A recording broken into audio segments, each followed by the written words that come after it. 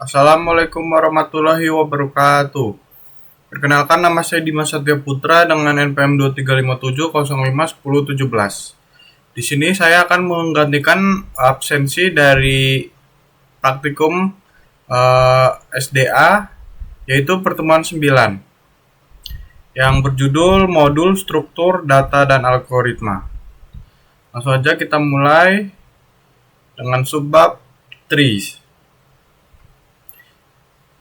Modul tree dalam konteks struktur data dan algoritma atau pohon trees merupakan salah satu struktur data hierarki yang banyak digunakan.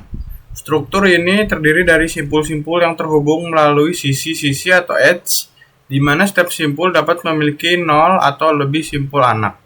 Simpul teratas dalam pohon disebut akar atau root, dan setiap simpul dapat memiliki simpul anak. Pohon dapat digunakan untuk merepresentasikan hubungan hierarkis antara elemen-elemen data. Setiap simpul dalam pohon dapat berfungsi sebagai wadah untuk data dan juga sebagai titik koneksi ke simpul-simpul lainnya. Simpul-simpul yang tidak memiliki anak disebut simpul daun atau leaf. Sedangkan simpul-simpul yang memiliki anak disebut simpul dalam internal node. Selanjutnya, struktur data pohon sering digunakan dalam berbagai aplikasi, dari algoritma seperti dalam representasi struktur organisasi, representasi struktur keluarga, pengindeksan data, pemodelan hierarki dalam database, dan banyak lagi. Algoritma yang beroperasi pada pohon juga sangat penting, seperti pencarian, penambahan atau penghapusan simpul, pengurutan, transversal, dan lainnya. Pemahaman tentang struktur data pohon penting untuk menguasai konsep dasar pemrograman dan algoritma. Dengan menggunakan pohon, kita dapat menyimpan dan memanipulasi data secara efisien dalam bentuk yang terstruktur dan terorganisir. Capaian pembelajarannya yaitu yang pertama, mahasiswa mampu memahami konsep dasar dari trees. Kedua, mahasiswa mampu mengimplementasikan konsep trees dalam program. Kita lanjut aja ke materi. Trees atau pohon dalam konteks struktur data adalah salah satu struktur data hierarkis yang terdiri dari simpul-simpul terhubung melalui sisi atau edge. Setiap simpul dapat memiliki 0 atau lebih simpul anak, kecuali akar, root, yang merupakan simpul teratas dalam pohon.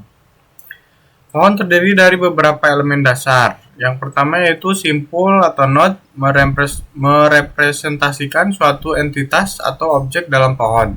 Setiap simpul memiliki data atau nilai yang terkait.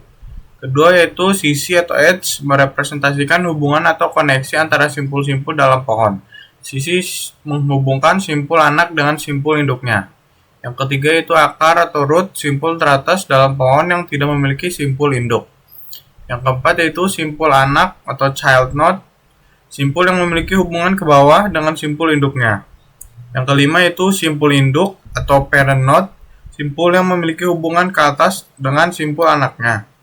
Yang keenam yaitu daun atau leaf, simpul yang tidak memiliki simpul anak.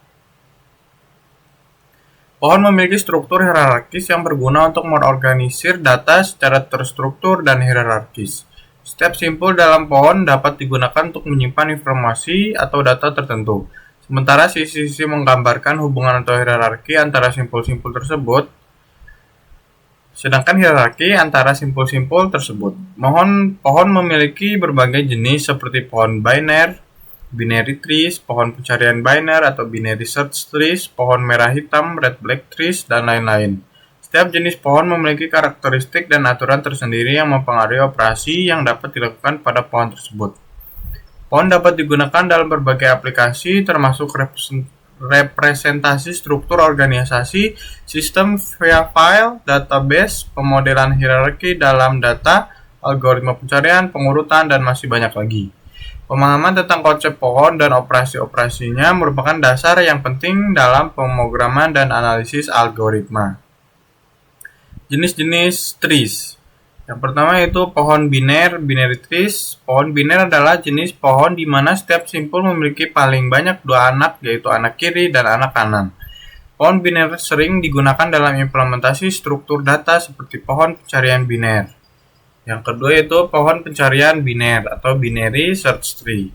Pohon pencarian biner adalah jenis pohon di mana setiap simpul memenuhi sifat tertentu, yaitu nilai anak kiri atau dari simpul harus lebih kecil daripada nilai simpul itu sendiri, dan nilai anak kanan harus lebih besar pohon. Pohon pencarian biner sering digunakan untuk menyimpan dan mencari data dengan efisien.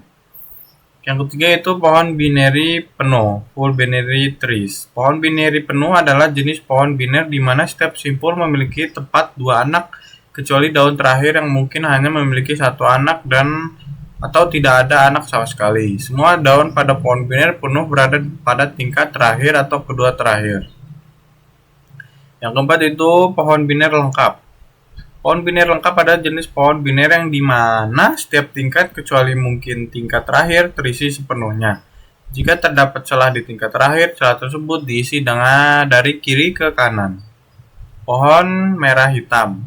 Pohon merah hitam adalah jenis pohon biner yang memiliki sifat tertentu untuk menjaga keseimbangan. Setiap simpul diberi label warna merah atau hitam dan pohonnya harus memenuhi beberapa aturan yang memastikan ketinggian pohon tetap seimbang.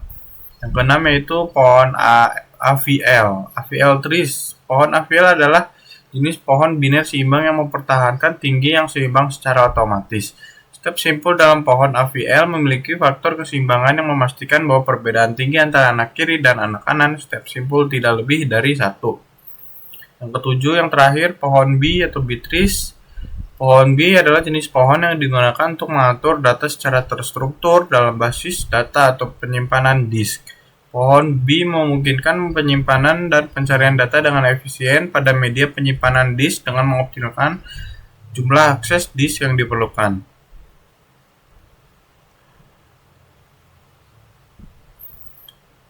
General trees. Pohon umum general trees adalah jenis pohon di mana setiap simpul dapat memiliki lebih dari 2 anak. Dalam pohon umum tidak ada batasan pada jumlah anak yang memiliki oleh setiap simpul. Ini membedakan dari pohon biner di mana setiap simpul memiliki paling banyak 2 anak. Beberapa konsep penting dalam pohon umum adalah sebagai berikut. Yang pertama, simpul dalam pohon umum memiliki data atau nilai yang terkait dengan itu. Simpul dapat memiliki 0 atau lebih anak. Yang kedua itu sisi. Sisi adalah koneksi atau hubungan antara dua simpul dalam pohon umum. Sisi menghubungkan simpul dengan simpul induknya. Yang ketiga akar. Adalah simpul teratas dalam pohon umum. Itu tidak memiliki simpul induk. Semua simpul lain dalam pohon dapat dijangkau dari akar melalui jalur-jalur sisi. Yang keempat itu simpul anak adalah simpul yang terhubung secara langsung dengan simpul induk melalui sisi. Pada pohon umum, simpul anak dapat lebih dari 1. Yang kelima itu simpul induk. Simpul induk adalah simpul yang terhubung secara langsung dengan satu atau lebih simpul anak melalui sisi. Yang keenam itu daun. Adalah simpul dalam pohon umum yang tidak memiliki anak, yaitu simpul yang berada pada tingkat terbawah. Pohon umum sangat fleksibel dalam struktur dan penggunaannya. Mereka dapat digunakan untuk merepresentasikan berbagai jenis hubungan dan hierarki dalam masalah yang berbeda. Beberapa aplikasi umum pohon umum meliputi struktur organisasi, struktur direktori pada sistem file, representasi hubungan keluarga, dan banyak lagi. Operasi yang umum dilakukan pada pohon umum meliputi penambahan simpul atau insertion, penghapusan simpul atau deletion, transversal untuk mendapatkan akses ke semua simpul dalam pohon, pencarian, dan berbagai manipulasi lainnya. Pohon umum sering digunakan dalam pemrograman dan pemecahan masalah yang melibatkan struktur hierarkis yang tak terbatas pada jumlah anak. Selanjutnya itu binary trees, pohon biner. Adalah jenis pohon di mana setiap simpul memiliki banyak 2 anak, yaitu anak kiri dan kanan. Dalam binary tree, setiap simpul memiliki maksimal 2 cabang yang keluar dari simpul tersebut. Struktur ini memungkinkan representasi data dalam bentuk hierarki dengan pola pemecahan yang efisien. Beberapa konsep penting dalam binary trees adalah yang pertama simpul. Setiap simpul dalam binary trees memiliki data atau nilai terkait dengan itu. Selain itu, simpul juga menyimpan referensi ke anak kiri dan anak kanan. Jika ada yang terhubung langsung ke simpul tersebut. Sisi dalam binary trees adalah koneksi atau hubungan antara dua simpul dalam pohon. Sisi menghubungkan simpul anak dengan simpul induknya. Dalam binary tree, setiap simpul memiliki dua sisi. Yang ketiga itu akar, adalah simpul teratas dalam binary tree. Itu tidak memiliki simpul induk. Semua simpul lain dalam binary tree dapat dijangkau dari akar melalui jalur-jalur sisi. Yang keempat itu simpul anak kiri dan anak kanan. Setiap simpul dalam binary tree dapat memiliki anak kiri dan anak kanan. Anak kiri adalah simpul yang terhubung langsung ke sisi kiri dari simpul tersebut.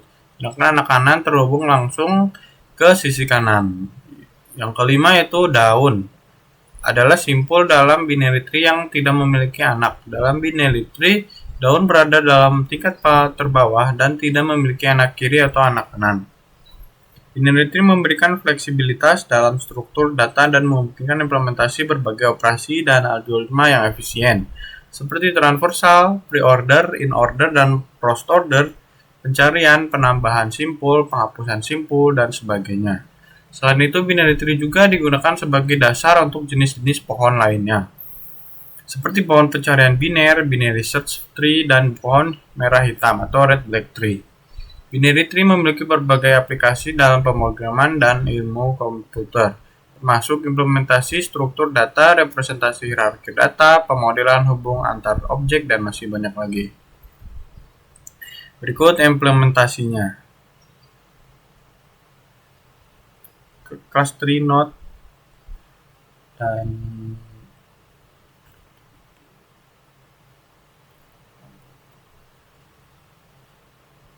implementasi binary list.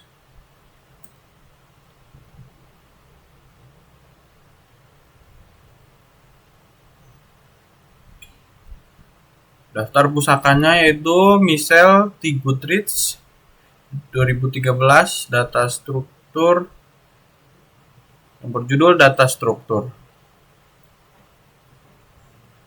Oke, mungkin segitu aja dari saya. Apabila ada kesalahan kata, mohon dimaafkan. Sebelumnya terima kasih. Saya akhiri. Wassalamualaikum warahmatullahi wabarakatuh.